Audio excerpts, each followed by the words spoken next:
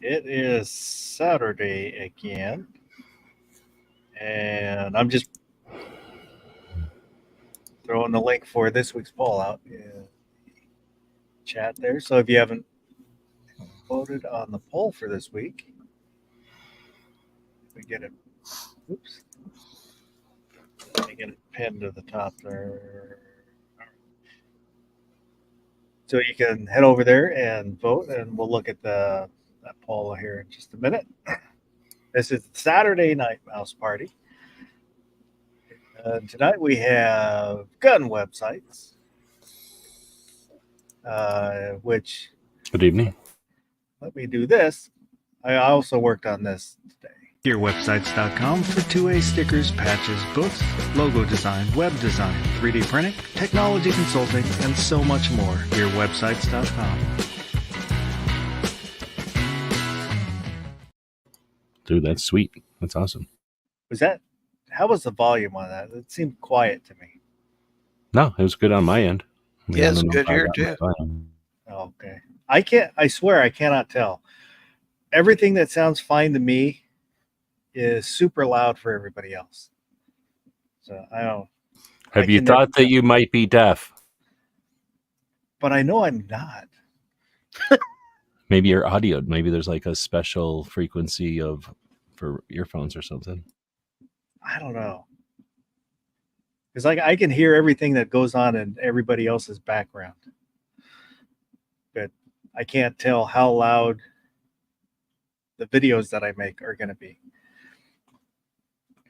I don't know. Well, for what it's worth, I don't ever know. I'm surprised. I just don't care. But I'm totally surprised whenever I make a video. That's why I don't make that many videos, because people worry about audio a lot, and I don't have the inclination to like figure out how to worry about it. I just record it at whatever volume, and nobody complains. I just stick with it. I don't know. I like that promo personally. Short to the point. Yeah. We also have DJ Play Nice. How you doing, DJ? I'm doing well. Glad to be here, man. Glad to have you here. Gizzard Gary, how you doing? Man, it don't get any better than this. Well, I think it probably does. But thanks for having me, man. I appreciate you being here. Let's take a quick peek to see who was out there so far. DJ was first, having a big wee out there. Kingpin, Bubba Triclops Ballistics, Gun Websites, Gizzard Gary, Hillbilly Up, Michael Dunn, Ron Wayne, and Misty Mrs. Wayne. And Sharon. XM1. Yeah. And Sharon Hinchcliffe. Good evening. It's always nice to see you, Sharon. So let's go over and take a look at the poll. If you haven't voted in the poll, there's a link pinned to the top of the chat, and you can go over there and vote. Nobody really seemed to be interested in this one. Not a lot of people voted. But I did like one a minute ago. So there's only 28 votes on it. It's just, and I probably chose the wrong answer, but that's okay.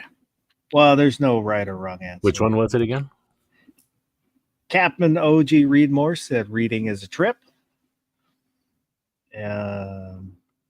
The choices are now you know, and knowing is half the battle. 3 is a magic number. Meanwhile, at the Hall of Justice. By the power of Grayskull, I have the power. And he's the greatest. He's fantastic. Wherever there's danger. I couldn't put the rest because I ran out of characters. Wait, what are we supposed to complete the thing or something? Just whatever you feel like, man. Whatever you feel like. But now you know, and knowing is half the battle. 54%. I went back and then looked at the videos, and that's how I remembered it. It's a little bit of the Mandela effect, but it's the kids would say, "Now I know," and then G.I. Joe would say, "And knowing is half the battle." Somebody from G.I. Joe. Looking at the comments, DJ said, "Listen to the cat. Reading is where it's at." Hashtag meow. Hashtag literature. Chris Lang didn't really understand the header. However, I do understand 3 is the magic number. And those who might not know Captain O.G. Reedmore in the 80s, it was a cat that there were 2 iterations. One was, I think the first one was just the commercials between the Saturday morning cartoons. It was Oh, okay. I can't remember if it was the puppet or the cartoon that was first, but it would come in and basically tell you to read. Probably the puppet. The puppet looks old as hell, and the cartoon looks like newer. Oh wait, And there's then, an old cartoon too, though. Then later they did a cartoon where they actually read the stories. And there's a book. So that's who called The Adventures of O.G. Reedmore. Oh. That's who Captain O.G. Reedmore was. Okay, I can barely remember that. That was on Saturdays between cartoons? Yeah, it was like on CBS, I think. Oh, that's probably why. I don't think I listened to too many CBS ones. Ron Wayne said... Because they were trying to get you to read. That's why I didn't watch that channel. Reedmore's back room was filled with Mad magazines and Playboys. Guns and Waters said, "Now is the hour of our discontent." The goddamn bacon said, and then purple salamanders started showing up. Caucasian Sasquatch said, "I thought it was The More You Know." That was the rainbow one. Do, do, do. That was a PSA for all kinds of stuff, though. Like, Yeah. Hey, don't jam razor blades into your eyes. Like, now you know.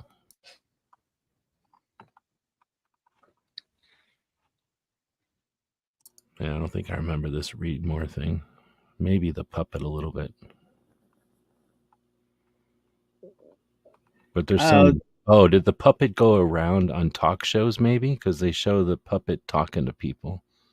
So maybe the person sat in the chair and there was a puppet on the chair.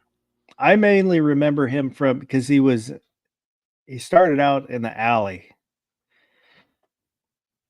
around a garbage can and... Hey kid, come here. You need to read more. Read this.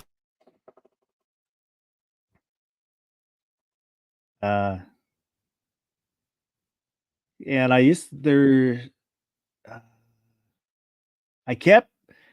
kind of mashed together O.G. Reedmore and Reading is Fundamental, which was a different thing which ran about the same time to try and get kids to read more.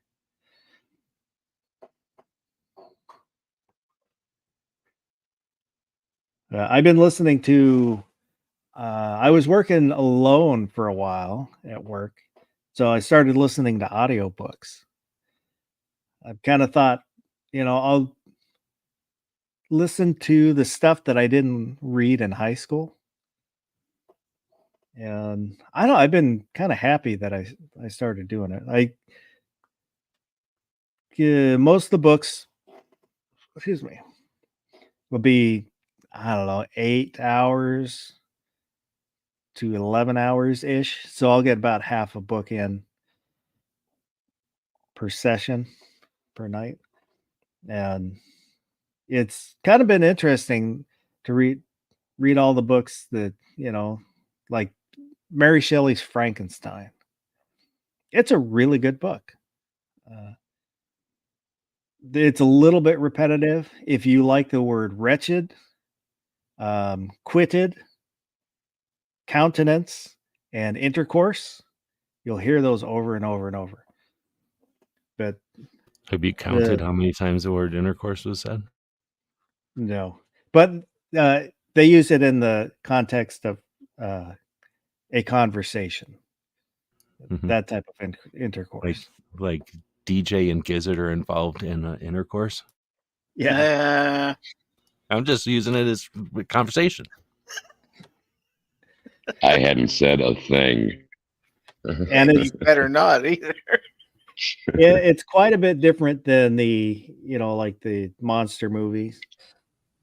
It's a lot better than the monster movies, I think. It's at one point, it's kind of funny. I realized at one point you've got a guy recounting the story of a guy recounting the story of a monster recounting a story. But I kind of got into it far enough where I didn't realize that's what was going on at first. And then kind of later I thought about it. It's like, oh crap. It was good though. Like I said, and I think she started writing it when she was 19, something like that.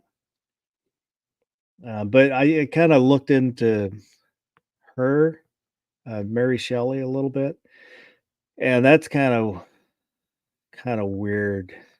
She like lost a lot of kids, um, a lot of babies, to where her and I think her second husband was friends with Lord Byron, the poet, and he took one of their kids, and because she had lost so many kids had died. He's like, well, I'm not going to let this one die. And I think eventually the kid did go back to her, but it's all kind of interesting. Yeah, that husband was Percy Bysshe Shelley. He was a poet. And I listened to Starship Troopers. The book is so much better than the movie. Yeah, it's such a different thing. I was going to ask you about the Frankenstein. I guess it's the same with that one, but since you're an adult now, like when we're kids and we're reading these things, I'm assuming that one of the reasons they make us read these things when we're little is so that we experience different ways of understanding and appreciating, whatever the books are written about, because these books are written all kinds of levels and they've been around for a while. So it's part of our culture, but we're also like getting some experience with the topics of the books that are underneath the surface or whatever, like the reasons for the books. Yeah. And, in high school, we might get into like the reasons for the books or something if you took that kind of class, but I didn't. So I only read these books when we had to. So are you, as an adult now, paying attention to all the meanings and the reasons and the history and that kind of shit? Or are you just reading the books for the value of the book? Well, I kind of was just to have, listened to them, / read them. Is through school, I didn't read any of the books we were supposed to read. I just kind of bullshitted my way through book reports and stuff like that. Oh, okay. So you didn't like appreciate them or dig them back then. You were doing it by force. Oh, that's cool. I understand that. And like Sharon is saying, Heinlein is always a good read. I read Stranger in a Strange Land, which I really liked. And then Starship Troopers, I had kind of read about, because I was curious on how the book was different about the movie. I kind of like the movie. It's fun, but it's you had not read Starship Troopers before this first time? Oh, wow. Yeah. Okay. And I was very happy with, very pleased that I had listened to it, just because there's so much more depth to the book. The movie is like they cartoonized one element of the book and just left it there, but the book is like super cool. Like it's way cooler than the movie. It's a lot more thoughtful about the fascism. I'm kind of going through it and thinking, he's making sense. This is kind of a good. Oh no, he went too far. But it is very good, because it's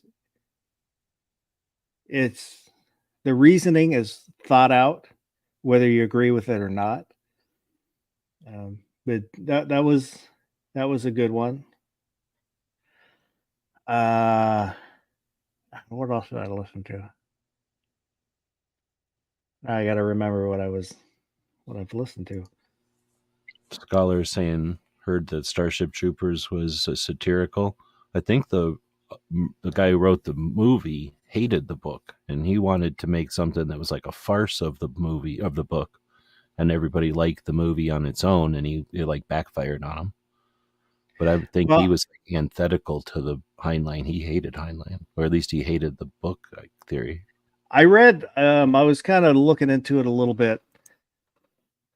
And after listening to the book, that Verhoeven, or not Verhoeven, the movie guy. Yeah, the director. Part of it was growing up World War II, and the stuff he hated, the politics he hated growing up, he kind of put in the movie. I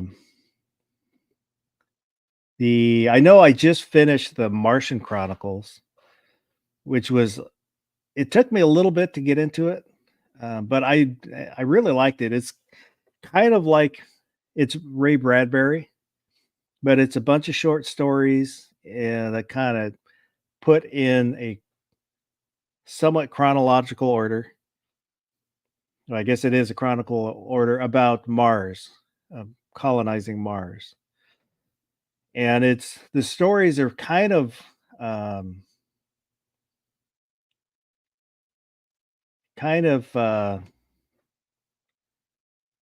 Twilight Zone-ish.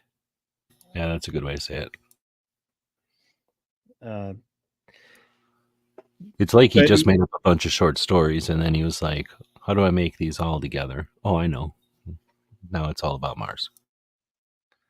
But those were good. Yeah, I wish I should have written these down. Are you getting them off of like YouTube, or are you going someplace? Yeah, I kind of yanked them off YouTube and just made audio files and put them on my iPod. Yeah, so I've done that, driving and just doing chores and stuff. They're especially when you've read the book before, it's just interesting. You can kind of, I don't know, especially for repetitive tasks. I find it, good distraction while you're, wishing time would go by faster. See, I know I have. I still need to listen to 20,000 Leagues. What do you think of Isaac Asimov? Have you read it or listened to any of his stuff? I haven't yet. Those are, I'm planning to, but I haven't downloaded any of them yet.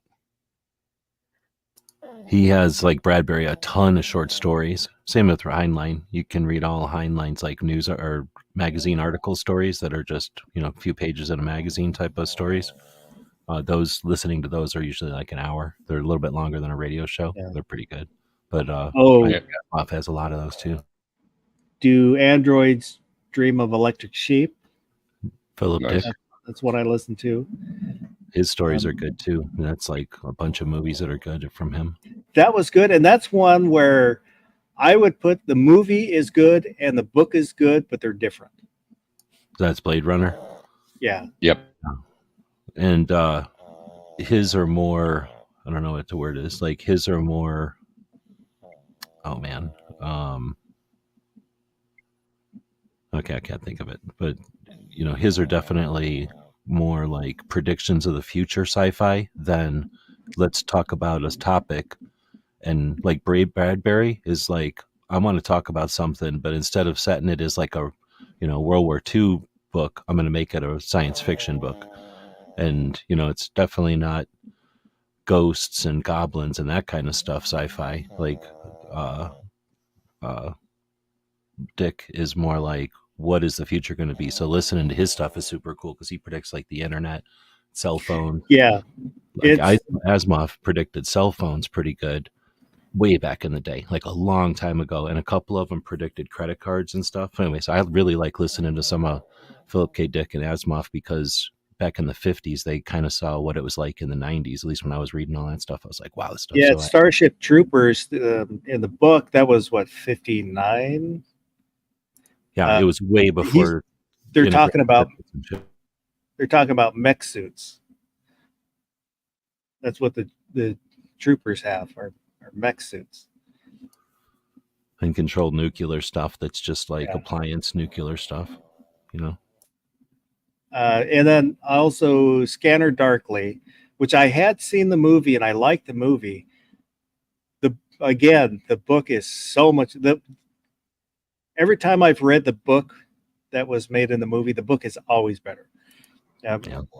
Usually, And the movie was like trying to do something. You know, like Scanner Darkly is an interesting movie, but because of the way the movie's made, it's just, I don't want to say distracting, but you know, you're paying attention to the movie, and yeah. Well, it's there's so no way they could include it condensed. all. Exactly, they just skim over everything. There's a little bit of a spoiler. When you're reading the book, you see his psychosis creeping in, but he doesn't write it in a way where it stands out. It's just slowly in there. And, you know, I'm listening to it and then I realize what's going on, but it's not something that, you know, it's not a big action that stands out. It's just kind of starts creeping in. That's what was, you know, made the book really good, I thought. I feel like it's an example, as Do Androids Dream and Blade Runner. I think they both do effective jobs telling what it sometimes seems like not the same story. Yeah.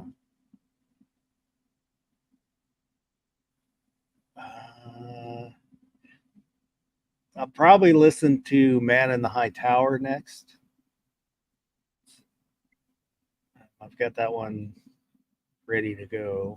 How long is that? Like, that's a TV show that's like seasons long at this point. I think it's 8 or 10 hours, something like that. Oh wow. So I like those for, like, if I'm really driving a long distance, I can handle like a 8-hour plus audiobook, but otherwise I'd lose it. Like if I listen to 4 hours of an audiobook and then I got to pause for any reason, especially like I've tried listening up to Vegas and then back from Vegas, and I'm not good at that. Like it takes me, I don't know, a good chunk of the middle of the book to get back to who all the characters are and what's going on. And, you know, it doesn't work for me, but you're able to listen to, like, well, 8 hours, is that a whole shift? Like, are you able to listen to most of that in a shift? No, I'll only, about 5 hours is what I can, because of what's going on. I'll get about 5 hours in. So the books will usually take 2 days. And then I've tried to have some short stories and stuff. So if I only listen for 2-3 hours, then, you know, I can throw in a short story afterwards. Scholar says likes it when a book and a movie are different enough to where they're both interesting without copying off each other, I guess, retreading on each other too much. And then, I was thinking, yeah, that's a great point. Like that's actually kind of a treat when a book can kind of go way deep and get into it, into what people think. There's no way for a movie to like effectively give you an idea what people are thinking, right? Like a book can really do that, or flashbacks and stuff like that. Like a movie can do some visual stuff that obviously a book can only describe. So I like it, yeah, when they lean into their own whatever instead of trying to do everything. If they just do their piece of it, that is actually a pretty good. Is that a harmony, or like, you know, the synchronicity or whatever? Like that is kind of neat. For me, for the books, one of the reasons that the books are always better, you know, other than, you know, there's more background and more, you know, there's more stuff to the book than to the movie, is everything that goes on, anything you picture, the emotions in the book, you are the one that imagine it. So it's usually what fits best for you. I don't know if this is making any sense. So, you know, if you want your spaceship to look like an X-Wing, in your mind it's an X-Wing, and if in the movie, if it looks like a TIE fighter, then it ain't, just something not right about it, right? It's like, it's a little weird. So that's one of the reasons for me that the books are usually better. They're richer, I guess. So I'm going to bring up one that I really hate. Like, I try to look at it in a good way, but it just sucks. And the book is also good listening to on tape. I really like it. I like reading the book, but I like listening to it on tape. But I think the movie sucked. Hitchhiker's Guide. Because they tried to take like multiple books and cram them into a movie. I mean, if you've watched the movie, you get it all. But if you haven't watched the movie, it seems like I don't know what it's like to have not read the books, I guess. But if you watch the movie without reading the books, it's got to look like vomit. And if I haven't read the books, like, and I've been debating on it. I saw the old movie and the newer. Super clever. Like, he's a wordsmith and a logician. Like, when I took logic classes, they brought up him. Like, he's interesting. He's like the books. The books are actually based on. Can't remember if it was a TV show or a radio show. Well, he wrote a radio show and a TV show in Europe, and then the books. I don't know what order. And then it was then it was a TV show. Then it was a movie way later. But I have, I think I downloaded it and was debating on it. I haven't got to it, but there was other. Have you ever read them? I have not. Oh, okay. You never read. You don't know what 42 is or nothing then. Well, yeah. Well, from the movie. Oh, okay. Yeah, the movie sucks. The movie's like a horrible, shitty cartoon. Like the movie's like somebody had a coloring book and colored it in poorly. Like, it's just a mess. Did you see the BBC program? Oh, that's good. Okay. The old TV show from back in the day. Mm-hmm. You haven't seen that one, Fox? No. Okay. The books are still better than either one of those two. They have shortcomings. Oh, yeah. A lot of science fiction will, especially when you consider the years that those were produced. Not the film version, but the BBC television version. It's still funny, especially if you have like any sort of affinity for BBC comedies or BBC treatments of science fiction properties like Red Dwarf and others. Yeah, exactly. It's like Monty Python and Doctor Who, kind of.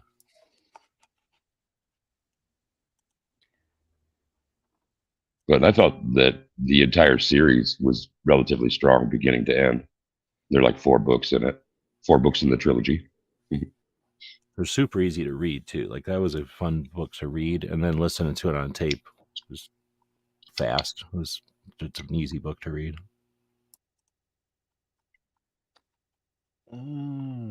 Just kind of going back to my YouTube history and if I can see what else I have, because they're all. You said you had gone back to listen to stuff that you hadn't read in high school, and I was thinking that was like books that had been assigned, maybe, or something like that. Because we just jumped straight into a whole lot of science fiction, which I completely champion, because that's most of my spare time in school was spent reading science fiction in high school.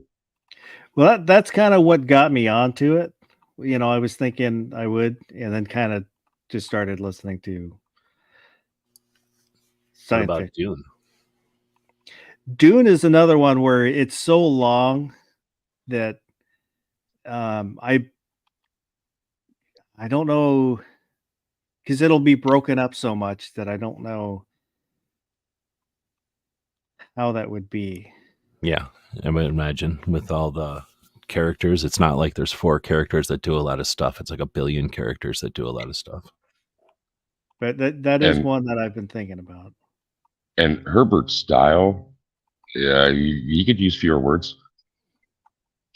It's not. I like it's phone not. books, right? It's been a while since I've even seen them, but like, they're not little.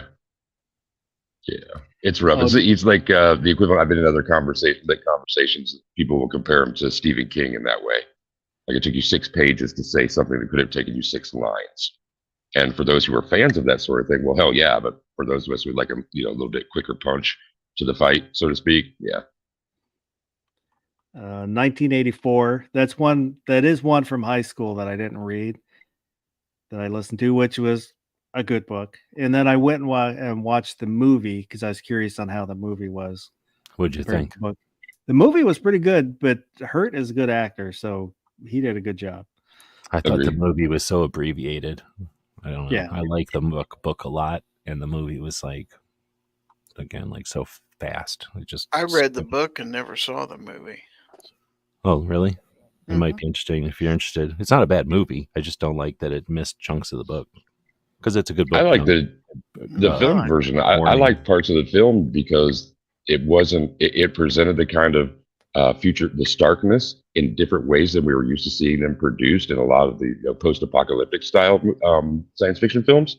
Oh yeah, And with the political message being there, if you had read the book, kind of thing, it's not as obvious to the viewer versus the reader, and so the landscape that it presents is a really cool take on a future that isn't elsewhere.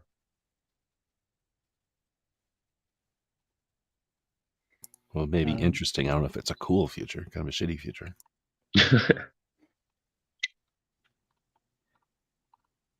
Yeah, I'm looking through my history, and there's a lot of crap that I looked at that, I mean, not books, just other videos when I'm looking for something, and then I'll look through a ton of videos.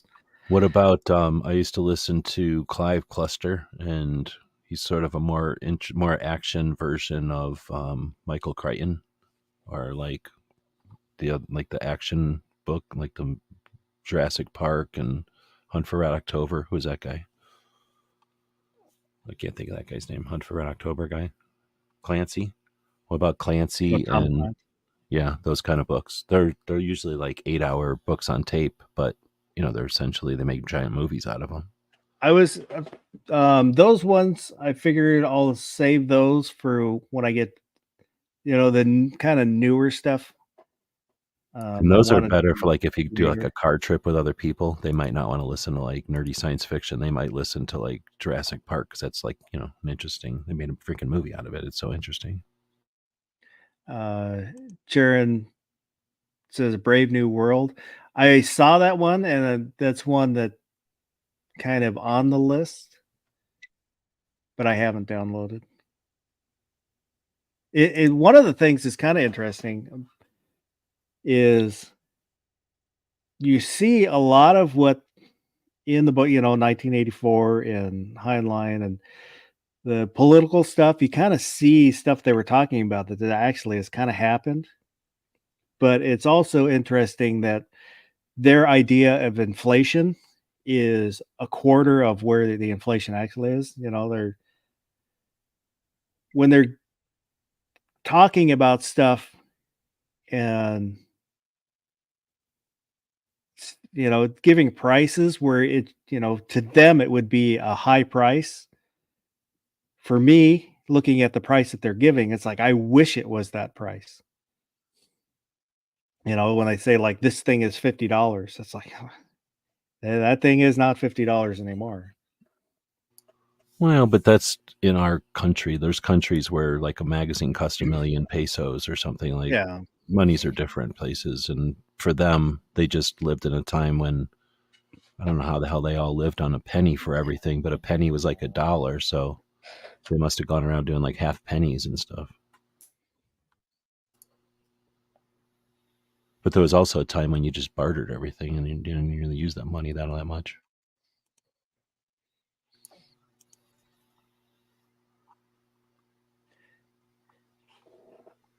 But I have, I'm trying to remember what one is Brave New World. I'm trying to remember that. 1984 I watched not too recently, but what's the elevator speech of Brave New World?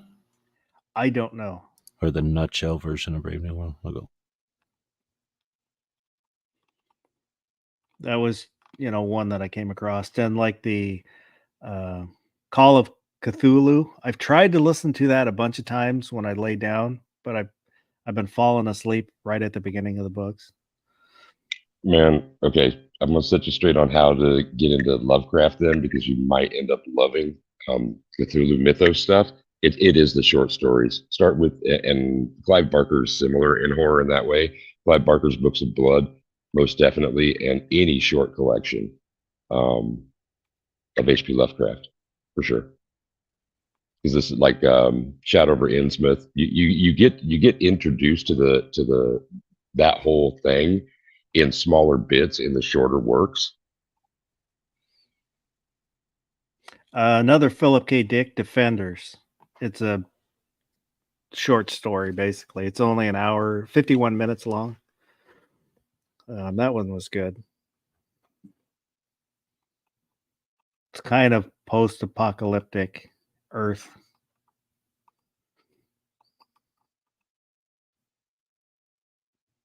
The Gun, another short story. I thought was pretty good. Another Philip K. Dick. I listened to Alice in Wonderland, which I had seen the cartoon, hadn't read the book, and That one's another one that's a bunch of hidden logic and math in there. It's a lot of he was teaching his kid some thought processes in there. Basically, everybody's an asshole. Except Alice.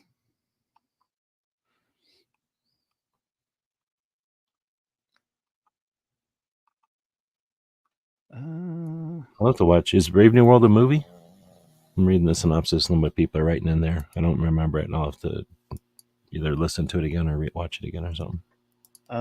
So Brave New World, Gun Scholar said, Brave New World is basically a world where everyone is put into a hierarchy based on intelligence. People are grown in incubators. Everyone is sort of drugged to be happy and hedonistic. If someone is supposed to be a lower rank worker in society, they'll deliberately stunt their intelligence while they're growing. That's for their own good, so they don't get bored.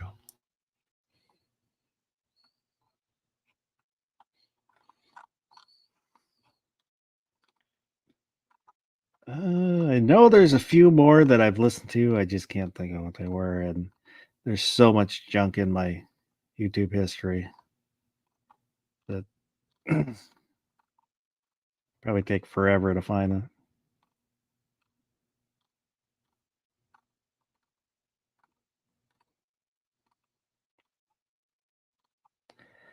I figured, I have enjoyed them, and maybe it's making me less dumb. I liked them when I was driving a lot. I really like listening to books on tape. But when I was a kid, I preferred nonfiction stuff. Basically, I like to look at reference materials.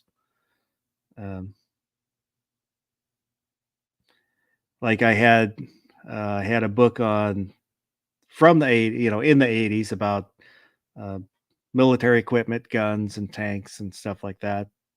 Warsaw Pact and NATO stuff. That's the kind of stuff that I like to look at rather than stories.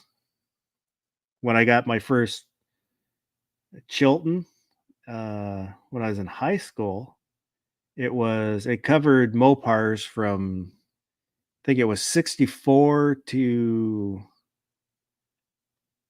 was it 69 or 70? And I would read that like the Bible.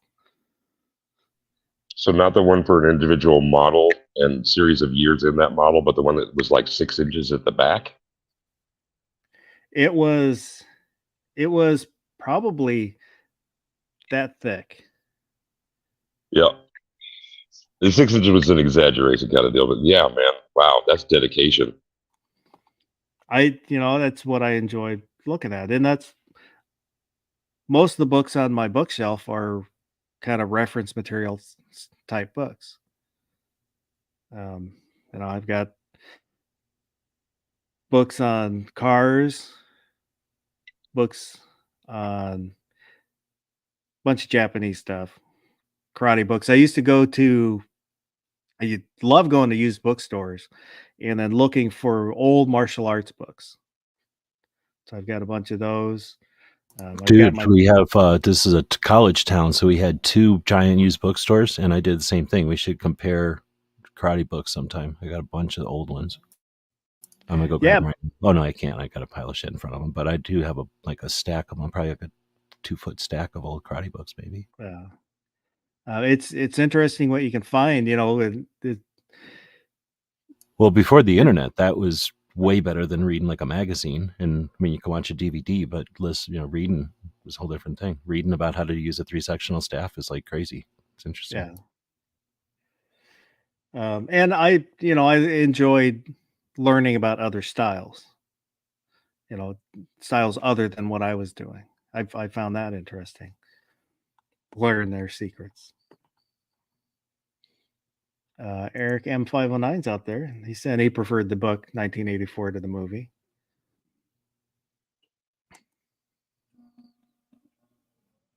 The movie seems like if you took the book and like page through it, like it's so fast, it like you cover some of the things for sure, but just not in depth at all. It just thumbs through it.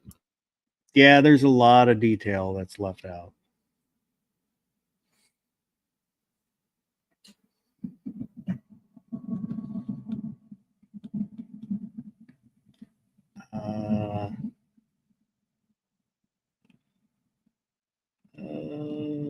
Yeah, I don't know what else I listened to.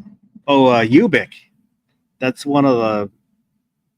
Can't remember if that's the last one I listened to or second to last book. Another Philip K. Dick. That's a really good one. What's it called? I don't think I've heard of that one. Ubik, Ubik. I think that's his first successful book. Was Ubik. That's how everybody got to know who he was.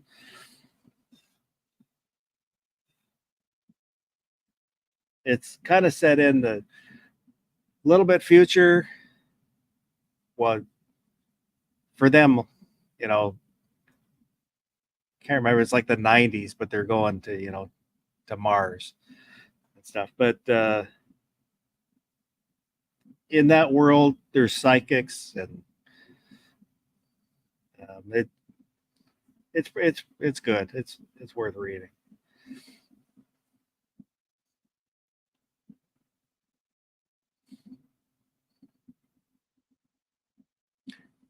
Gun Scholar wants to know if anybody has read Brave Little Toaster.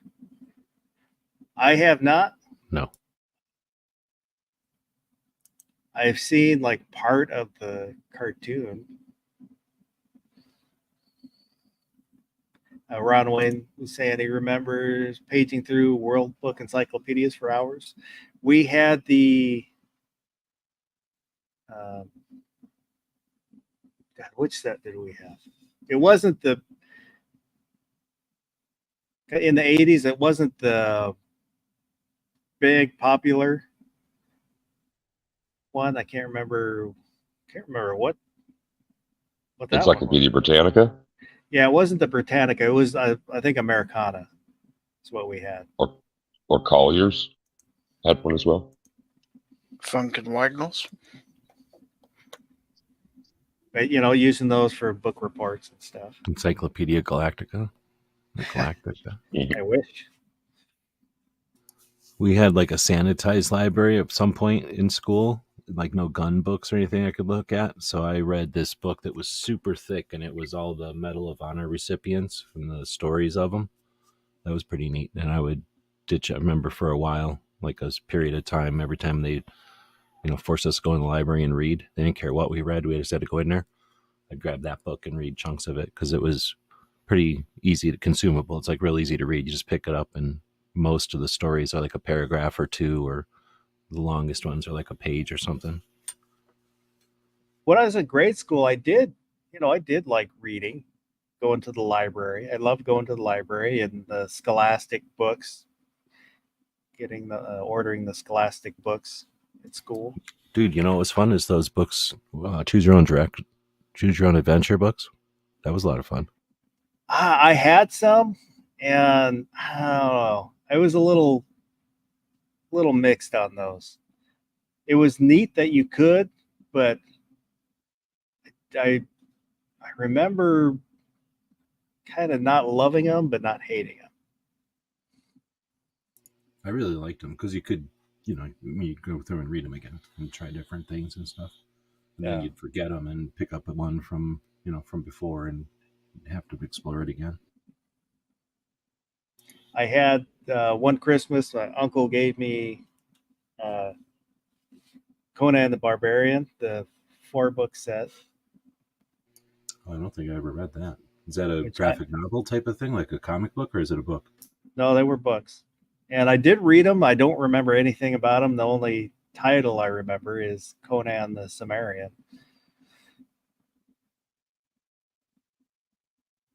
And sexual prowess. I know that was in there. I remember reading them, and I liked them.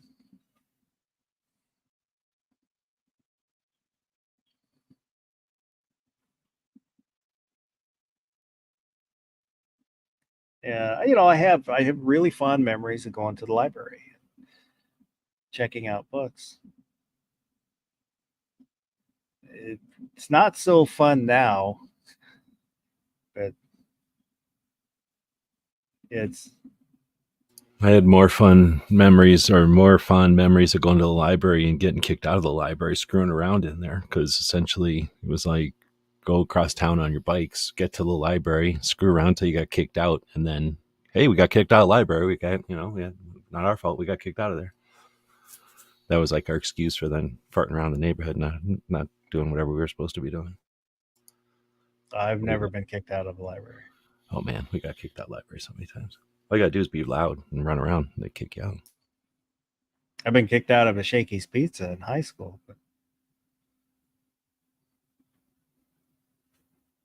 not the library. I think most of the libraries we all went to are not there no more, right? They got rid of libraries, I think. There still are. I mean, they do exist, but they combine them down. There's like half as many as there was when we were little. So I bet you there's a good chance our libraries are gone. I don't know. I know we went when my son was young in grade school. I know we went a couple times, but We still have all of our libraries. And every time a burb gets big enough, they get a new one. They are a lot smaller than they used to be, and as you might imagine, way more geared to the digital world. But interlibrary loan is still a thing if people are really want to get paper that is in a different branch without having to drive across town. An interlibrary loan works for more than just one city. A lot of states will have that program going as well.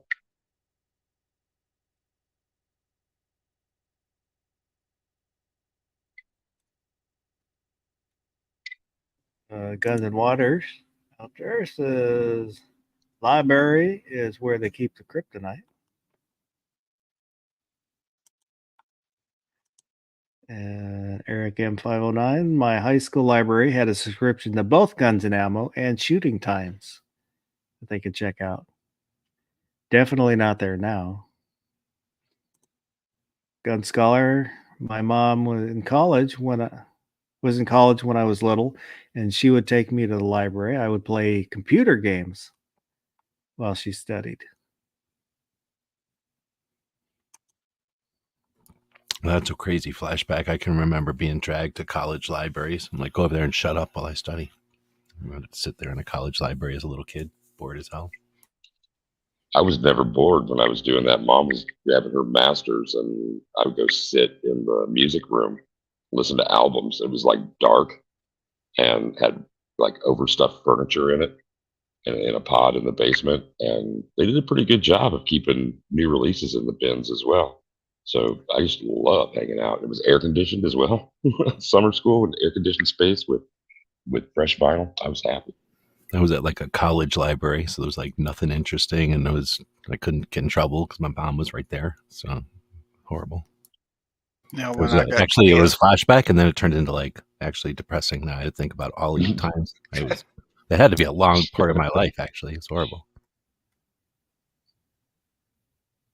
After my dad died, my mom went back. Give my mom shit next time I see her now. Be like, remember all those times I had to sit there quietly in a fucking library while you went to school? Like, what the hell was that? That's child abuse, I think.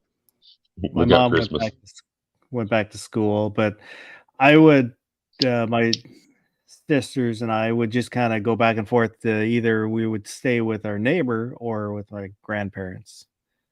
And she went back to school and got uh,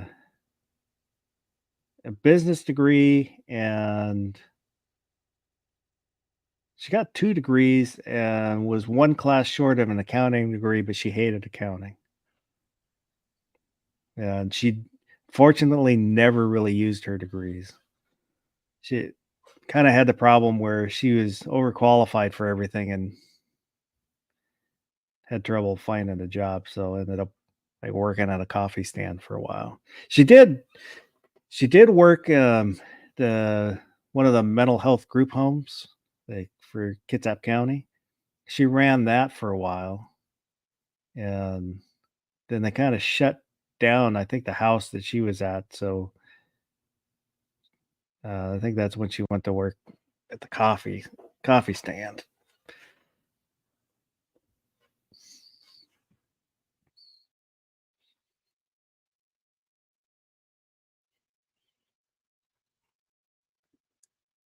Ron Wayne still stops at the local library every month or two to go through the free books.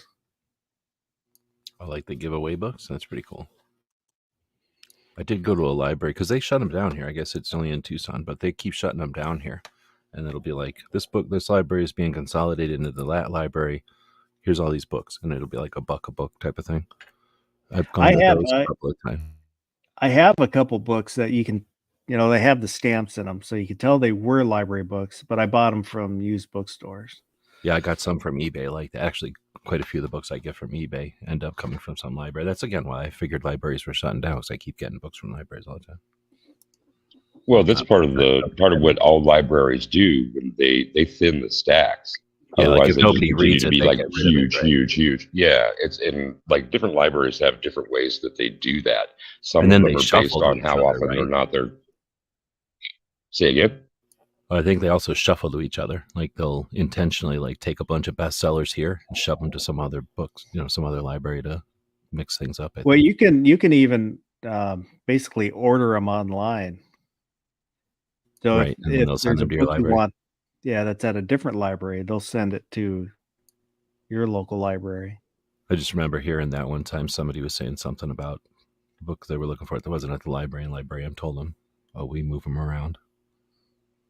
Well, yeah, we're talking about I thought we were talking about two different things there. So interlibrary loan is what Foss is talking about. You're talking about like within the library system, they were just like taking whatever the 12 books they have at like when you walk in, like 12 picks, they'll just whatever. Yeah, they'll just move the books. It sounds like, and the inventory, I guess I should say, of their certain categories of books that I don't know why. Like I said, I heard it.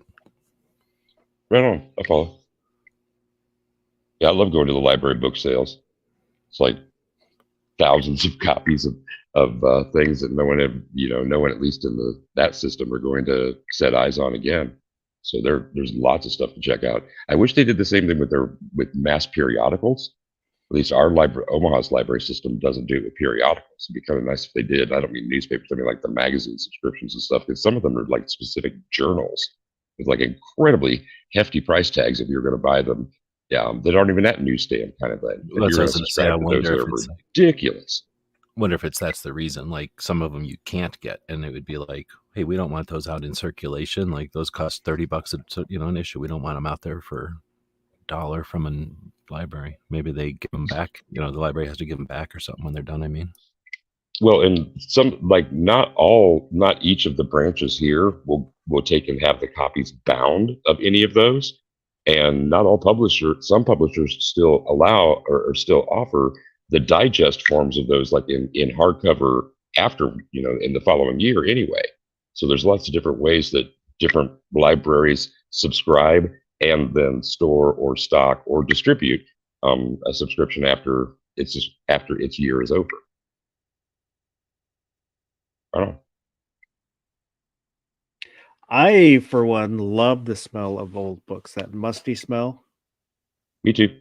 I love it. Yeah, I don't understand that one. I mean, I guess I can understand it on some books, but the ones I've been getting, like the magazines I get, oh man, no way. Maybe it's from smoking or I don't know. No, I don't. I don't enjoy when the books smell smoky, but just the the old paper, that smell.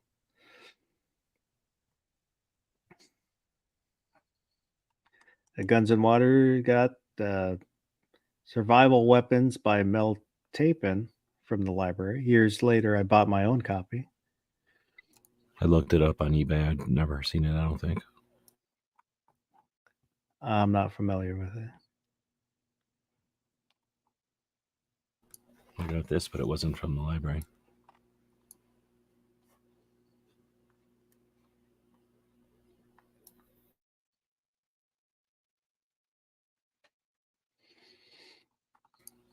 Every time I go someplace, I'm like, whenever I see used DVDs, I'm always scanning the thing for a Red Dawn. I don't know if I actually own a Red Dawn or not, but I figure if I'm looking at DVDs, that's the only thing I care about buying a DVD of.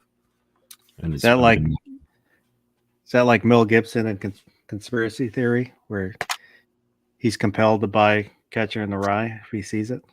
That way the government can track him. I guess I don't know what that is, but No.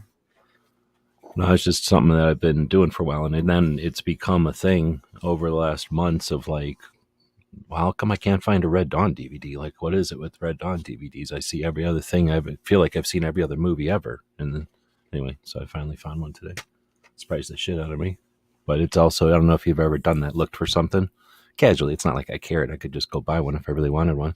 But it's just, I don't know how often you have to sit there in line, and then there's always like, well, not always, but a lot of times there's like a stack of DVDs for $1 at different places where I go, like, because they've got all these DVDs that nobody wants.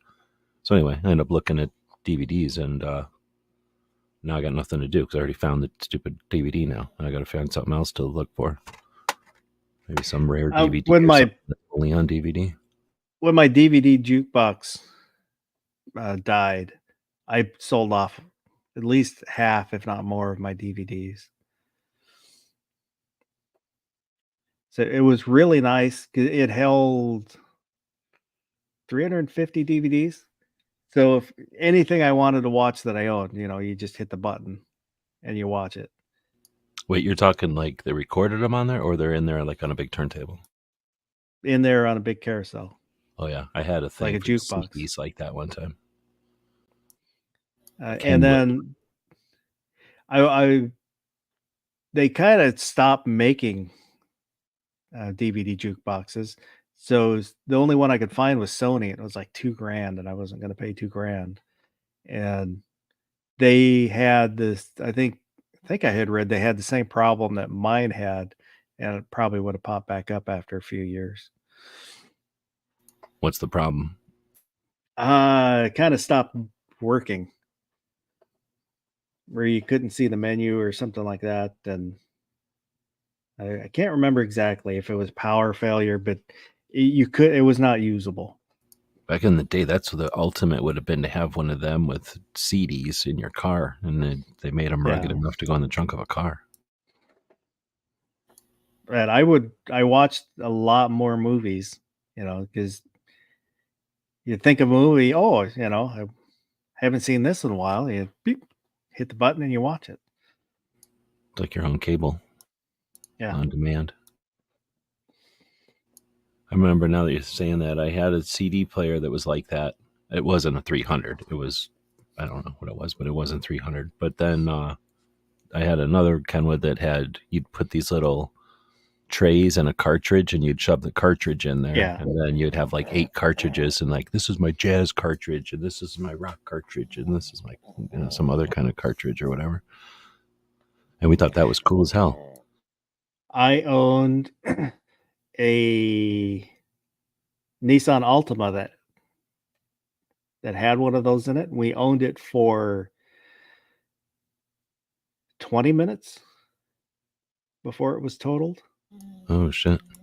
This was like a house stereo, but I guess you could work that in a car too. And then you'd have like sets of CDs to listen to. Yeah, we bought it, went next door to the McDonald's to get something to eat, and an old guy backed into it and totaled it. And that was the only red car I've ever owned. And I won't own another red car. Makes sense. That's good science. Not when it doesn't help make it stand out in a parking lot. So did your 500 have a CD changer in the trunk? No. Oh.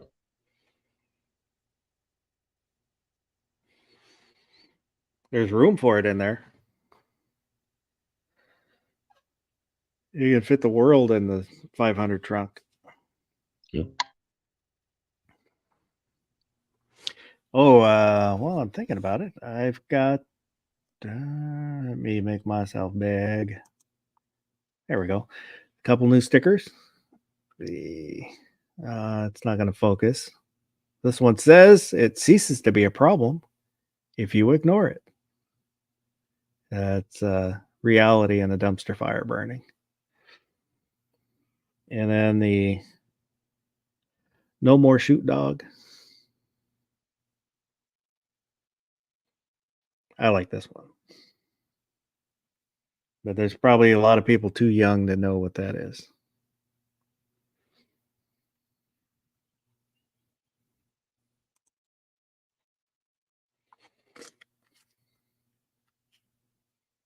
Ooh, Guns and Waters has a Laserdisc player.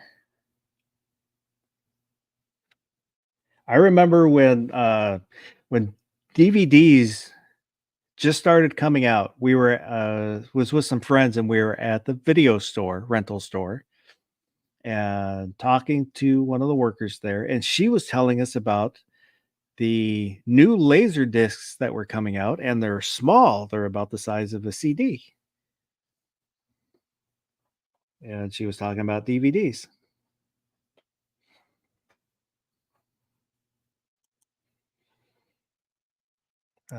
Gun Scholar had a 1997 Mercedes with a CD changer in the trunk.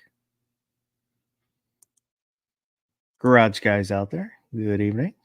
What is Smash Brothers? What's that? I just got back. What is Smash Brothers?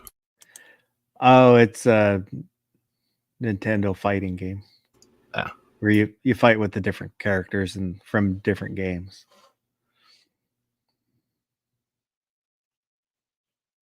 But yeah, I think that duck hunt one is cool. I only seen it in the Instagram. I was walked away when you were doing that, but yeah, this one. Yeah, that's cool. I tried to give it to Yankee to use for one of his designs, and I didn't have any words, so I just put as a placeholder, insert humorous saying. He's like, well, all you did was give him a shotgun. Well, that would sell. I'm sorry. But I didn't think he would take it anyways, because it wasn't his idea. Oh, which reminds me that there's a couple different ways if you want to give kids toys for Christmas.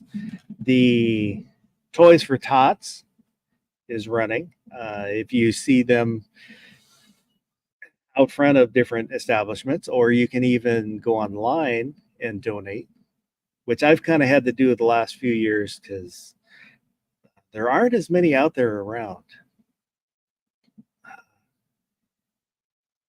And then Yankees does one, the Toy Guns for Tots. At the TYMPproject.com, and he buys toy guns to give out for kids because most of the charities won't give kids toy guns. Ian, can't remember which one it is that he was saying, well, even there's at least one of them that if they receive a toy gun, they will trade it or I don't know if they get the cash value somehow, but they won't give out toy guns. Yeah, they intercept it and in return or put it back somewhere so that it doesn't go to kids or whatever. It's lame. So he's been doing for the last few years the toy guns for tots. so kids can get Nerf guns or Well, it's been a blasters. number of years now. Yeah. Quite a while. Ken Thompson's out there. Long time no see. Is Toys for Tots like the national campaign? Is that the Marines or is the Yeah. Marines thing Yes, separate? it is. Okay. Because I was going to say there's the Marines, they'll do it. And then a bunch of bikers. I don't know if it's just Marine bikers or all bikers, but a lot of times bikers will get in on that. So Yeah, Oh yeah, I always- we did toy runs. see like boxes that are all wrapped up in front of stores sometimes that'll, be dedicated to that, or, that's where you can throw them. It's usually the older Marines, the Vietnam era guys that I would see doing it, but I haven't really seen them around here the last couple of years. So I don't know if they're not as many volunteers or if some kind of restructuring or something like that. Ken Thompson's saying his 3-year-old has a M1 Grand and a Red Ryder BB gun. Coolest kid in the neighborhood.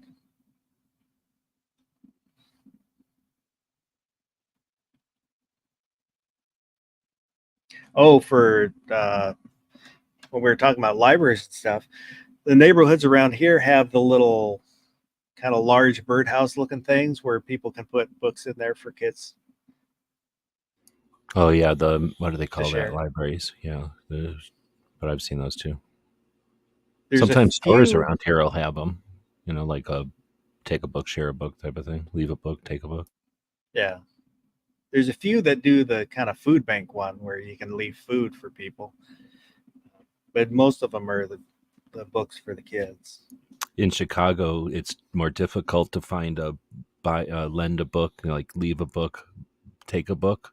You can find little boxes that have like take a Glock, leave a Glock on the streets. And if you're lucky, they've got the switches on.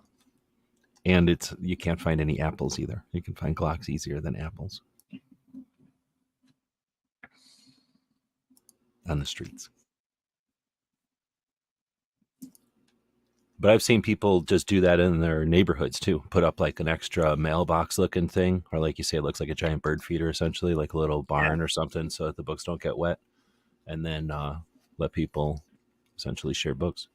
I would imagine kids dig that, being able to go up and drop a book off after they're done reading it, grab something new, have it for as long as they take to read it, and then get rid of it again. Kind of like communism, but I dig it. It's still okay. I wouldn't say it was. If the government made you do it, I wouldn't do it. But if it's... That's what I was going to say. You're not being forced to share your books.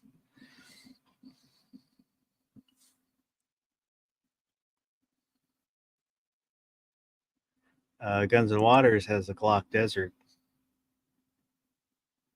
His area. There's no Glocks.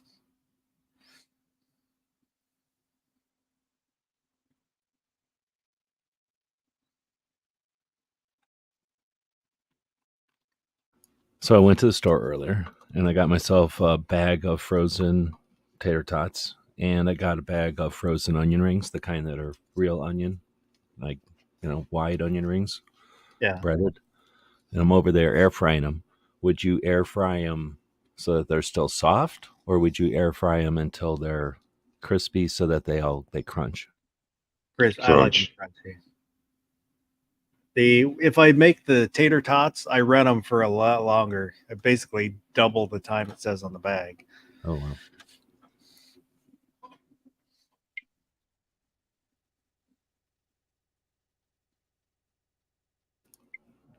wow. Salt and pepper. When you're done, take a brown paper bag, salt and pepper in there, shake it up right after they're done, so they're still got that oil weeping off of them as they collect all that salt and pepper. Or put them in a big bowl and put a bunch of cheese on top of them and shake it up. Hybrid. Bowl, salt, pepper toss. Done. I haven't done that, but Oh, you don't like the paper bag version of the shaking them? Yeah. For tater tots, I ate them with ketchup. So I don't. I don't have ketchup though. It's basically sugar, so I don't ever just buy it. I sometimes get it when I go to Five Guys, but I don't have it at the house. I like mustard if I'm gonna dip them or put something on them.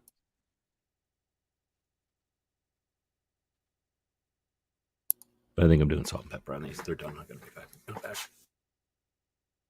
I've tried. I saw a video where they're like, I think before you cook them, you coat them with oil and then salt and stuff. But I couldn't get it to come out right, or it didn't seem to be right to me.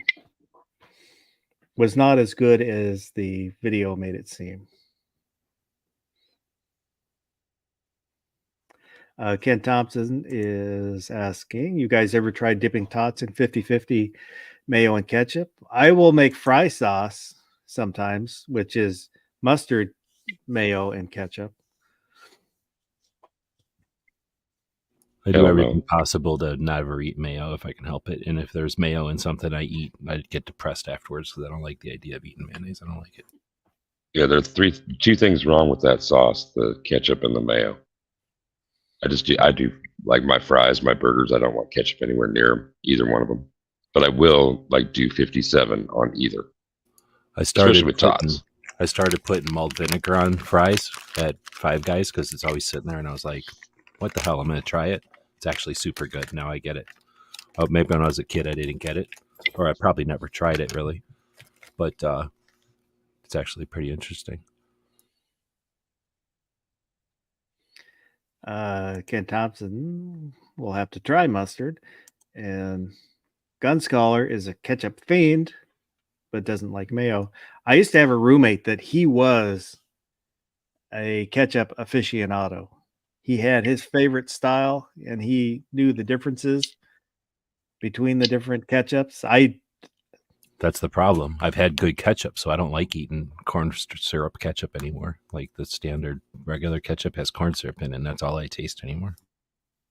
I can't really tell the difference. I can sometimes the ketchup will taste different, but I couldn't tell you, it's this brand or that brand. For the most part, for me, ketchup is ketchup.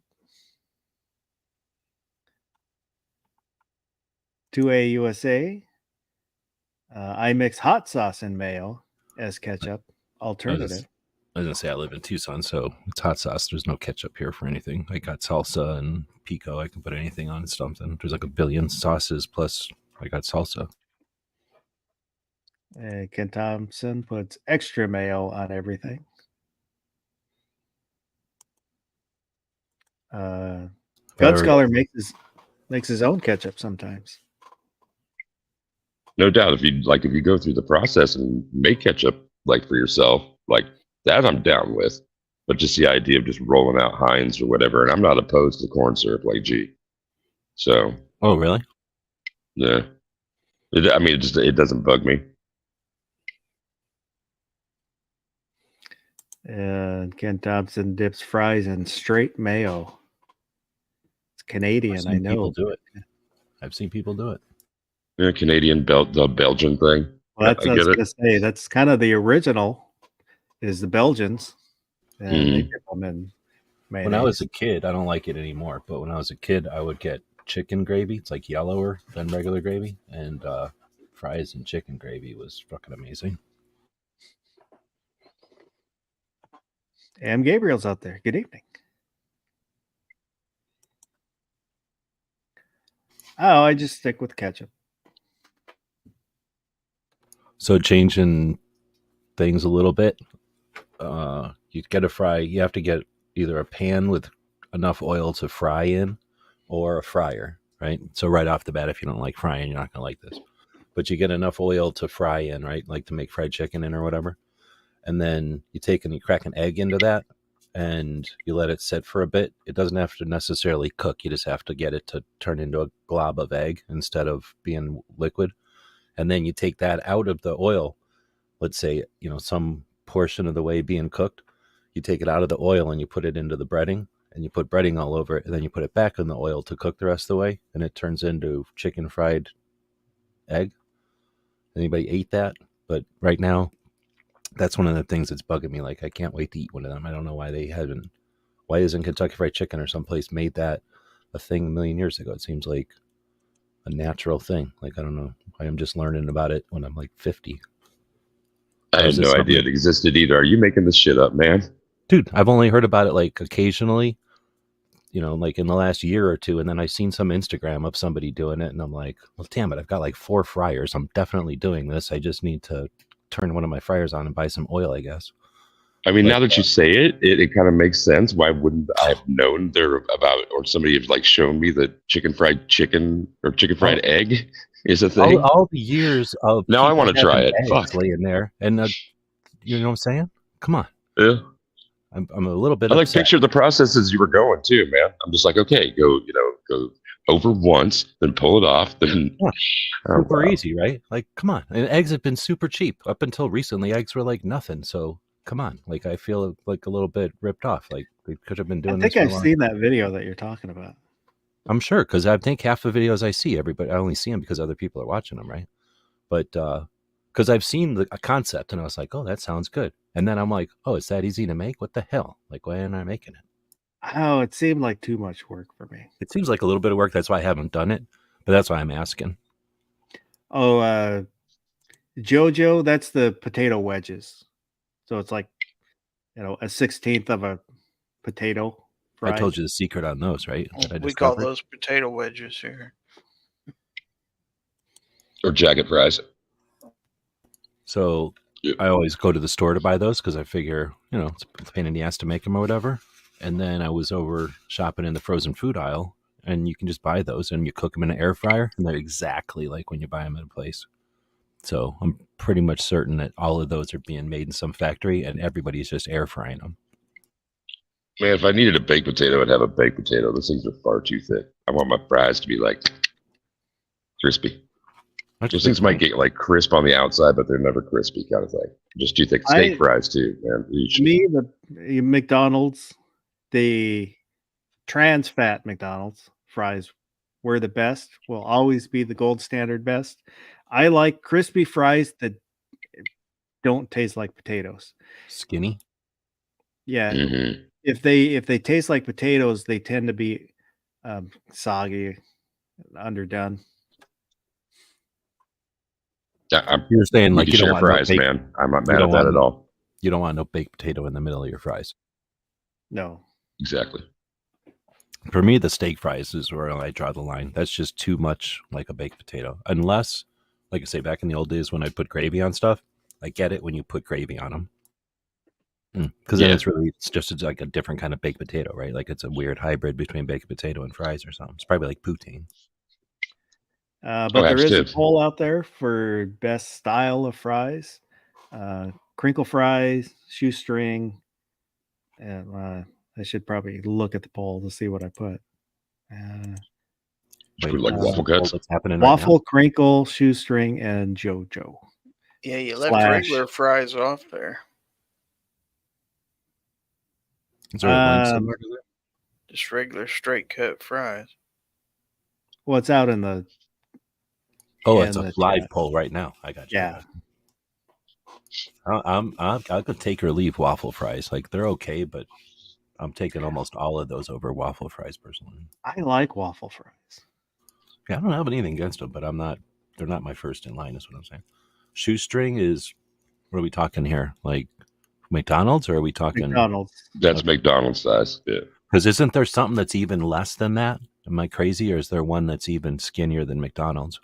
Like potato straws? Yeah, they're a thing. I don't know any national chains that do them though. It's not it's like one of the hamburger places or chili dog, right? Well, they're saying McDonald's is shoestring, but I'm saying those aren't shoestring potatoes. One of the hamburger chains that's not a hamburger, chili dog chains. It's like a little place, Tasty's Freeze and something. I think they have them like that. Whataburger has shoestring fries. So does Freddy's. Steak and Shake, I believe, does. But I've never been to Freddy's, but I don't. But no, McDonald's isn't Shoestring fries. But essentially, for this poll, that just means skinny French fries, right? And then JoJo's is wedges. Crinkles are. Oh, what are crinkles? That's like the zigzag The looking wavy ones. ones. So Yeah. what about the stuff you get at Five Guys, which is natural fries? Just cut That's just not on potatoes. this list. That's just Yeah, not I know. on.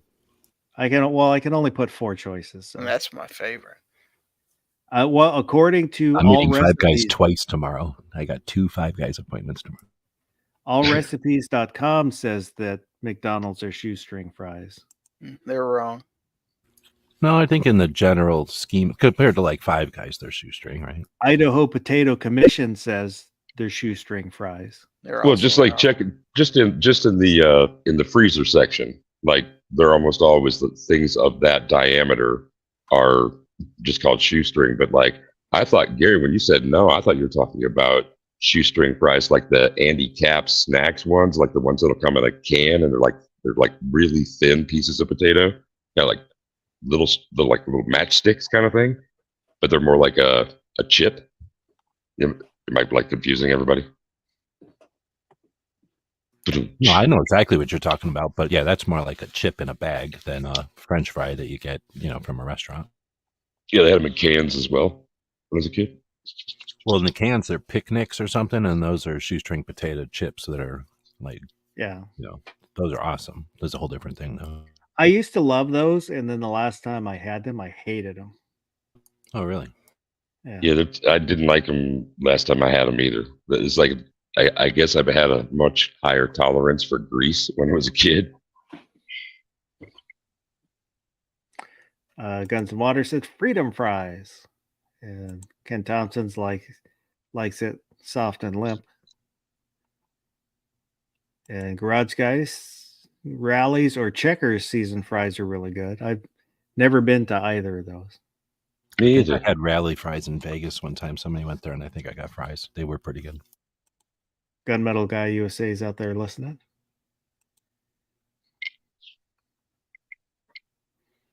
M. Gabriel is saying that they are not shoestring. McDonald's are not shoestring. See, he's right thinking. The French fry battle has begun. Taking sides. And Freedom Fries is out there waving true, waving proud. I completely forgot about the Freedom Fry thing, man. Gun Scholar, soggy Five Guys Cajun fry really hits a spot. Soggy fries for the win. That's why. That's why we're curly fries. I don't like Wendy's fries because they're kind of soggy.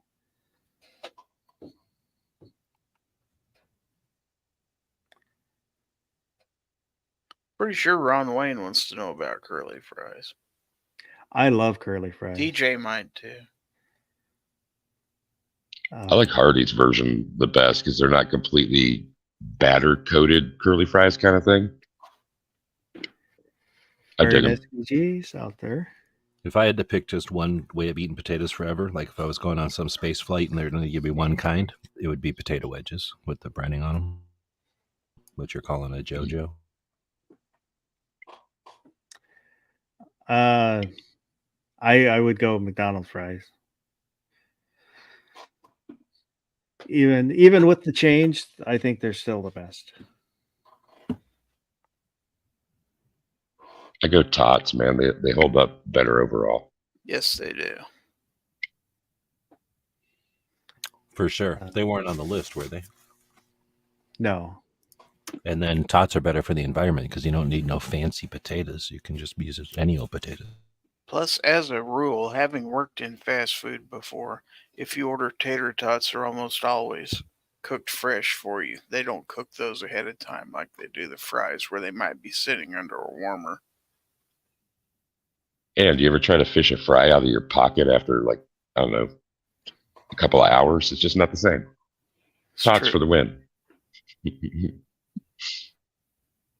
Sometimes if you get tots when you get all done, you look in your paper sack and one or two fell out and they're down at the bottom. Those are called your bonus tots.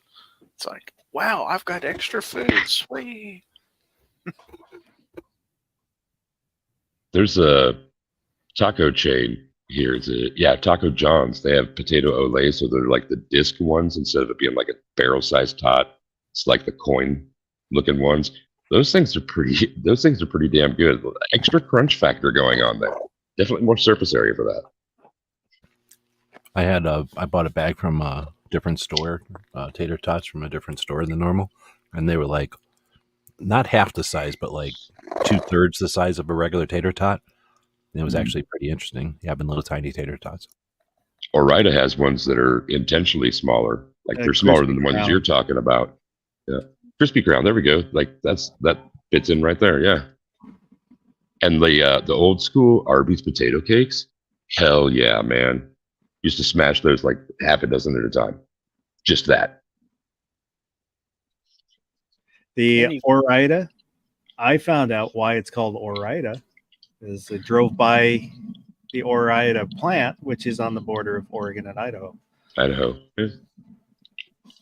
But they've got the regular shaped tater tots, and then they've got kinds that are flattened out. And I think they call those tater bucks or something like that. They're a little different. Oh yeah, those are the ones that Ore-Ida calls the crispy crowns.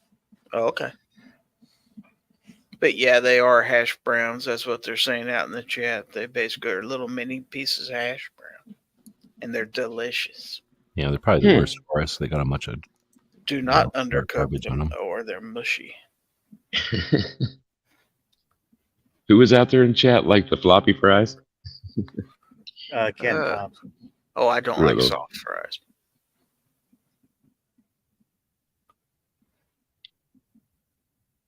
Yeah, you do the poutine thing, and that's just guaranteed. Which is actually kind of part You of the need point. them. Well, do you guys have super fries? Do you know what that is? I've never had them. All the drive-through Mexican restaurants down here have a certain amount of things. They all have the same menu essentially. So one of the things on the menu is super fries. So imagine nachos with fries underneath of them. So beans and guacamole and sour cream and pico, and if you want stupid meat on there. But so essentially like nachos with fries under them, which is kind of like our version of poutine, I guess. And you have to. I always ask for those to be like super well done, because underneath the guacamole and beans and stuff, you want a fry to be crispy, not it just turns into mashed potatoes if you don't. No doubt. Would you guys eat And like that? Usually about chili $7. cheese. Chili like cheese fries have been a thing for like the grip, and like those are total one-upsmanship on those. And Yep. a variation Oh yeah, it's that our I've version done, of that exactly. and a variation that I've seen popping up are tachos. So tater tots, same styly, nacho styly like that.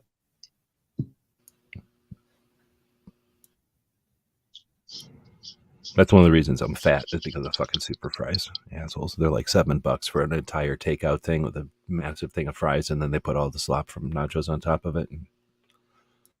And you can buy that 24 hours a day. You can just go over there and buy it for $7 anytime you want. That'd warm up really well too, man. Sounds The next pretty day good, kind of thing? actually. Oh my goodness. Yeah. And Like Gabriel, that. you may think you retrieved a French fry that you just dropped on the floorboard, but it may well have been in your hot car for weeks. Have you ever done that where you're eating something and you drop a little bit, grab the crumb, throw it in your mouth, and realize what you put in your mouth was not what you dropped? No. Oh my God. No. Not that I recall. I've been really hungry. Yeah, I've been really hungry, but I've never been diving for seat fries or something like that. Well, how Oh, often man. do you go to a place though, and you go to eat fries out of the container you just got from the restaurant, and you eat some fry that's been in the bin, for like hours or whatever, and it's all gross. All the rest of them are fine, but you got they scooped one gross one in there. Or you That order happens. tater tots or onion rings, and there's one random fry in there, and you're wondering, Yeah. okay, how did that end up? The fry stands Oh. alone. Gun Scholar was asking an opinion on sweet potato fries. Nope. I do not like them. Nope. They could just get rid it's of one of- sweet potatoes. Like if they were like, we'll get rid of sweet potatoes and then you can get rid of the NFA. I'd be like, yep, no more sweet potatoes. Let's get rid of them. Like if they do them as like a hand cut style, I'm not in. But when they have like the kind of like battering thing that like some curly fries will have, Sometimes, but it's one of those where that's a lot to be chewing on if it's undercooked, and like too often, I think I've had ones that were not good examples, so I stay away.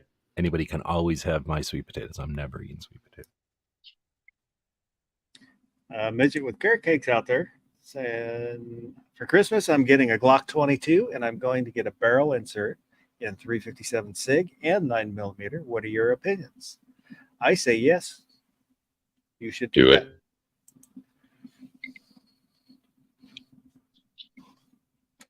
I just saw something in an email blast today, which was Walther making a Colt License 22 government model.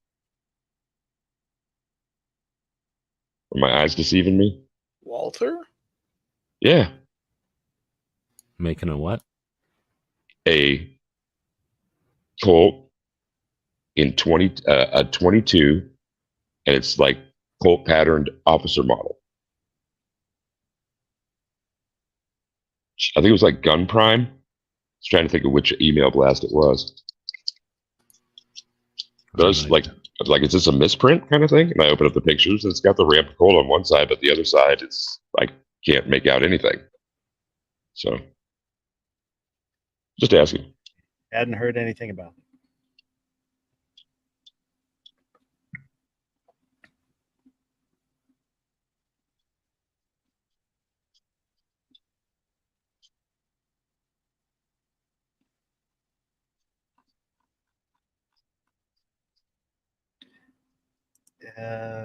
Gun Scholar says Walter 22 1911 has been around for a while, he thinks. Never Okay. seen one, so. And I'd never heard of, so rock on.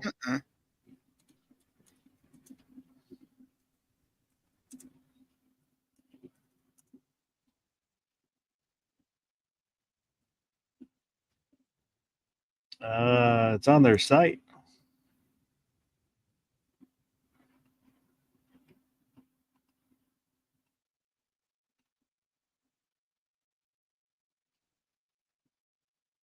And there's 1, 2, 3, 4, 5, 6 different versions. 12 round, a 10 round, a gold cap, RG 12 round. I don't know what that is. RG 10 round, and one in FDE, flat dark earth.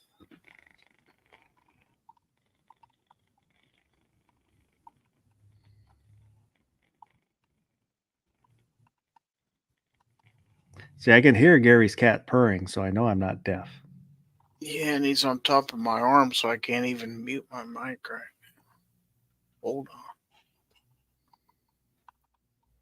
on. I don't feel like it's professional if you let dog and cat noises go through on a podcast. Especially not at the same time, man. Wars were started for less.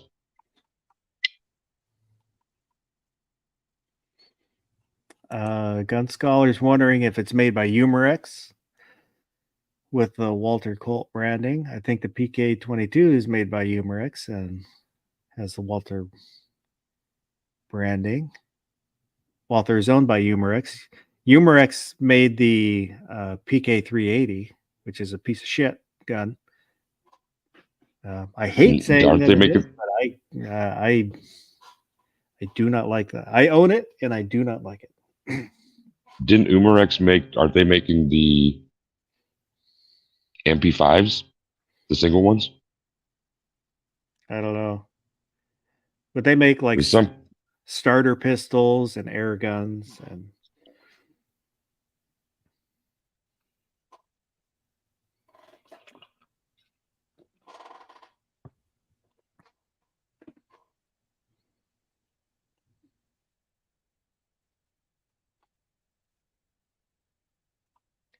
Garage Sky is saying don't fool with a 9mm barrel and a 357 SIG or 40 barrel doesn't eject well.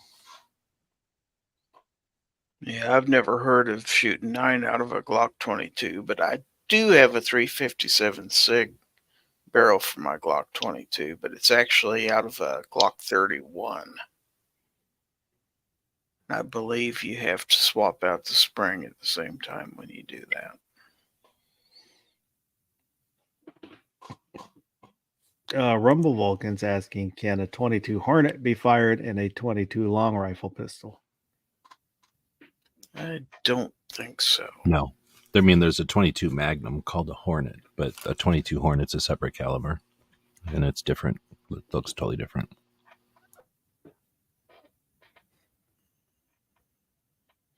Guns and Water is saying no. Ken Thompson wants to go back to talking about fries and taters. Man, like, we still got some taco trucks open. I'm buying if you guys want to come over. Go get some loaded fries, man. Yeah, but you're way up in Nebraska where it's cold. All the better to have some hot fries, man. It got slicker than snot out here earlier too. Like Yeah, the we first got snow. snow on the ground here too. Yeah, first snow.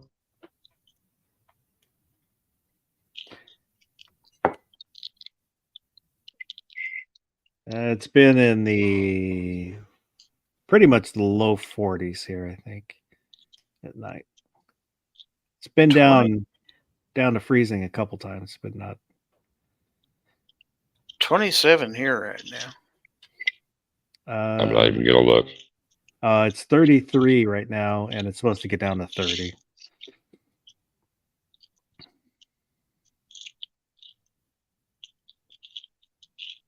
$28 tomorrow. But there's no snow in the forecast. There is rain, of course.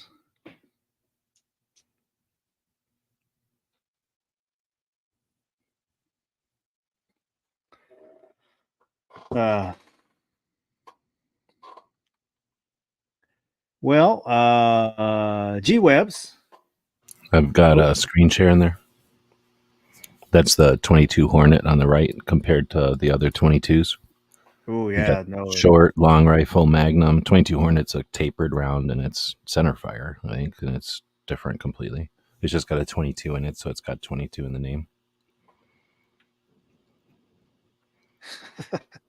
Nice. Well played. Well played, man. What happened? I got a virus. I got a bracket virus. It's a bracket virus on the machine. Can't help it. Careful, man. You might blue screen that you. Well, the problem is when I broke the bracket, I said I had dropped it. I glued it back together, but I used the wrong glue, so it melted it a little bit. So I have to sand it out. So it'll be a little while before we can do a bracket again. Man's got to do body filler and all kinds of sanding work. Damn. I was at the mall buying a skateboard, and I was approached by a person in a suit, and they were from the bracket authority, and they were asking questions, and I ran off. I wasn't sure what I was supposed to answer, so I just ran off. Skateboarded away. I did some parkour and skateboarded away out of there. That's always the best option. Man, we got to get our stories together. We got to get it all straight because I'm not running. I can't run. I carry a skateboard, so I carry a skateboard. You can always parkour up, right? And then everybody can do that, and then you can just skateboard away once you get up. I'm gonna parkour my way straight to the floor. I try any of that crazy ass shit. Are you doing a chat tomorrow, G-Webs? That's a good question. It'll depend on how much more effort I put in tonight, because I should be working. What is it? Oh, it's 2 a.m. already? No, probably not. I probably will fall asleep and have to get up before I have to go do something tomorrow. So Gizzard will have to do a 4-hour chat about knives and knives you can buy with Black Friday deals and getting ready for Cyber Monday. But I will be doing Cyber Monday stuff on the Gear website store if I can help it. So I'm planning to attempt that. You mean gearwebsites.com for 2A stickers, patches, books, logo design, web design, 3D printing, technology consulting, and so much more. Gearwebsites.com. Yeah, can you give me that one? I like that. That's awesome. Yeah, I'll send it to you. I've been using the Star Trek one, but I like that one a lot. Gary has a Star Trek one too. I do. A different Star Trek one.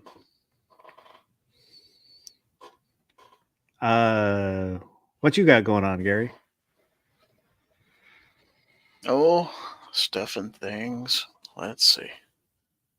I stole that from somebody, by the way. Let's see. I did another knife video this past week, couple of them.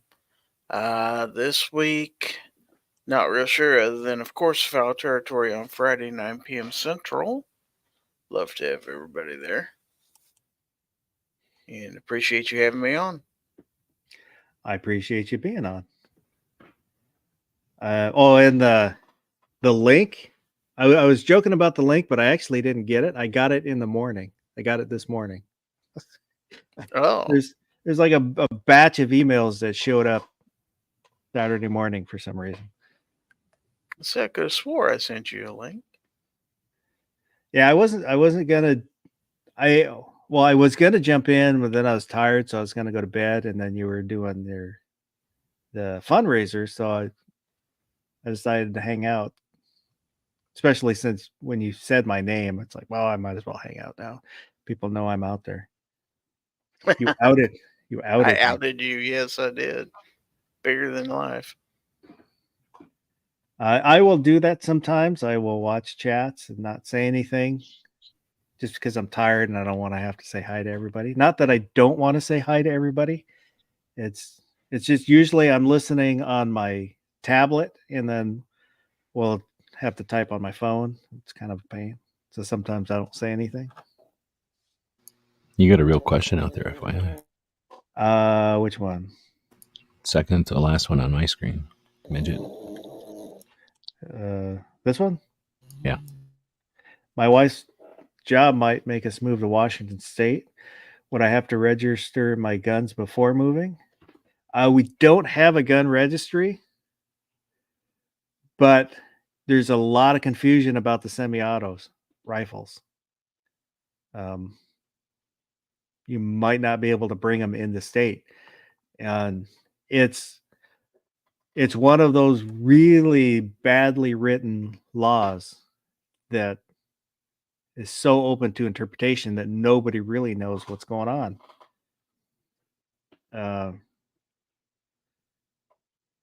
So I don't have a hard answer for you. I know you can't transfer them, but because that was one of the things that came up in the hearings for the law about service members.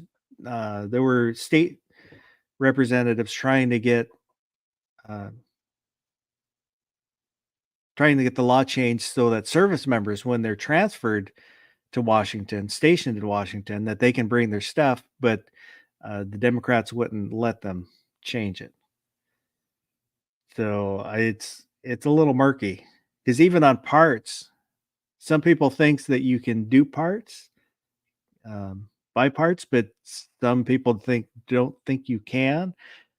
None of the online stores will send AR parts, semi-auto parts here. So there's a lot of confusion about it, and basically just hoping for the lawsuits to work their way up to squash all this. But I don't have a good answer for you. I'll try and look into it and see if I can figure out what's going on. I know it's late in the show, but since we're on the topic, you just had Oregon, the neighbor state, sister state, some people would say, have their heinous infringement get struck down as unconstitutional to their state constitution. Does that give any optimism or whatever the word is to people in Washington that tides are turning and because of the New York State Rifle and Pistol Association ruling that these things have a chance of being pushed down? Yes and no. I mean, it's great, but it was overruled based on their state constitution. So it's a little bit different. Right. But I mean, like where they applied leverage that might not apply, but the fact that they were able to quickly repel or remove, the bad thing. Like not that the delivery is the same, but the concept, Yeah. is an indication of them move in the other direction or a positive direction for us. I don't know, but like I say, yeah, I mean, their strategy wouldn't work because you, I guess, don't have a conflict with your state constitution. I guess What we do, the laws that are passed are, it's similar to national gun laws, where our state constitution says, I can't remember the wording exactly, but it's similar to shall not be infringed, but it's worded differently. They use a different word instead of infringed, and I can go find it. I'm like 3 clicks away. Can't think of what it is. But I guess the idea would be then somebody would instigate a challenge that, hey, what we've been living under is unconstitutional to our state law. We saw that Oregon successfully changed their situation. Why aren't we? Well, there was, I think the 10 Round magazine, there were lawsuits both in state court and then federal. So attacking it on two fronts. And I haven't really heard anything about them in a while. So Washington's second version of a Second Amendment in their state constitution is Article 1, Section 24. The right of the individual citizen to bear arms in defense of himself or the state shall not be impaired, but nothing in this section shall be construed as authorizing individuals or corporations to organize, maintain, or employ an armed body of men. So impaired is the word that they used. Yeah. And a while ago, it might have been Washington Gun Law was talking about that and why impaired is actually even better than infringed, but I don't remember what he said. Because it's probably like you don't have to be hurt, like it just has to be bothering you. Like instead of having to be like affected by it, it just has to like bother you. I imagine it's some like level of influence, right? Or some level of it could be. Again, I don't remember exactly what he said. He's a lawyer and he talks a lot, so it's. But DJ.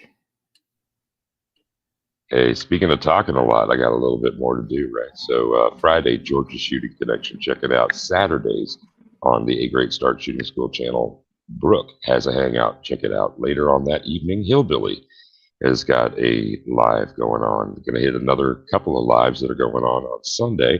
Got the She Fires channel a little bit earlier in the day on the Costly Conversations podcast channel.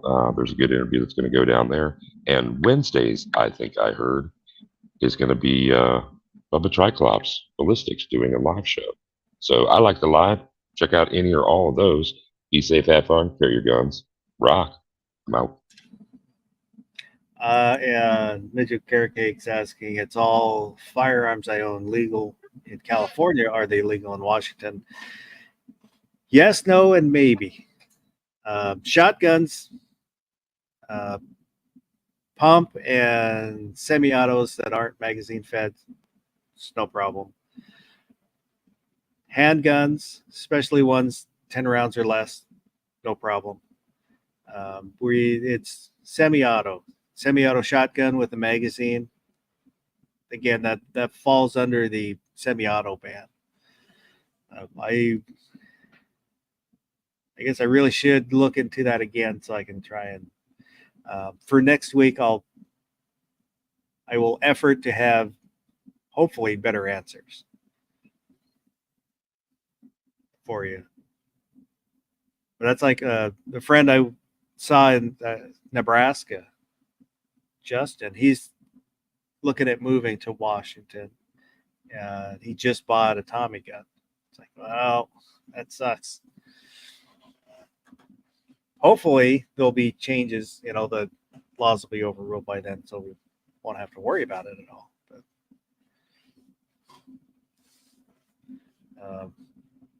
yeah, I'll say for the most part, nobody's really going to look at what you got. So, you know, they don't say anything. Nobody knows your business. Nobody's going to know your business. But that's not legal advice. So, you know. But I will look into it and then see if I can try and have some better answers for you next week.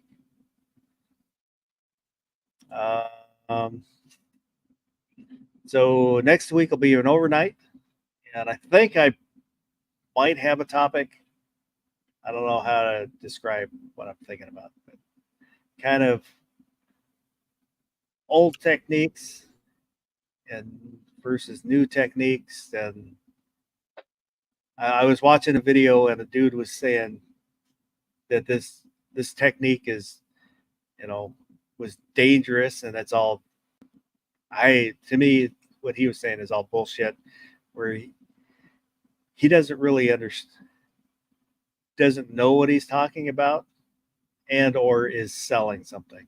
Are we talking like a technique where you take Yep. list of items and you put them on the left, and then you challenge, like you compare each item, and then it eventually the winners of the first two comparisons get compared, and then the winner of those comparisons get compared. So there's Not finally a exactly. winner. Is that the type of technique we're talking about? Not exactly. Oh, okay.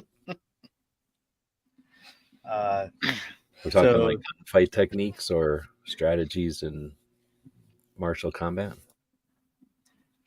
he was talking about a technique, but it's not a fully formed idea yet. So I don't know. We'll talk about something. And I don't think there's anything else. There is. It probably wasn't important. But forgot the banner. I guess it's too late now. But if you watch this in replay, leave a comment. Anything we talked about, agree with, disagree with. Tell me what your favorite fry is. I always read the comments. They are always appreciated. And thank you to those that were out there in the live chatting her up. Appreciate you guys hanging out with us. It makes it a lot, you know, it's fun to hang out with the guys that are on the panel, but the interaction with the people out in the chat makes it so much better. Oh, speaking of interaction, what about the poll results? Oh, crap. I forgot about the poll. Hang on. All right. I heard that I heard that the winner is going to be supplied for free underneath everybody's chair. So the best fry poll was crinkle fries at 41%. Ew. I'm a little surprised. Waffle fries at 29%, shoestrings at 23%, and the JoJo / potato wedge 5%. I think waffle fries are rare, so they have like the elusive, you know, like, oh, waffle fries, let's get waffle fries. You don't see them that much, but I don't think they're all that great. I think I've had them prepared. They're mushy in the middle, like, you know, they can be bad. They can be, because there's a lot of potato there. Yeah, it's a lot of potato if they don't cook it right, and the edges get really, I don't know, but I guess maybe that's what somebody's looking for. The crinkles, though, as long as you cook them enough, I'm down for crinkles, especially if you're going to pour stuff on them. Crinkles are great for having stuff poured on them. But appreciate everybody, and let me get there we go. Yeah, so I hope everybody has a good rest of the night, and I gotta find the outro For buttons. Yeah. Go do something good.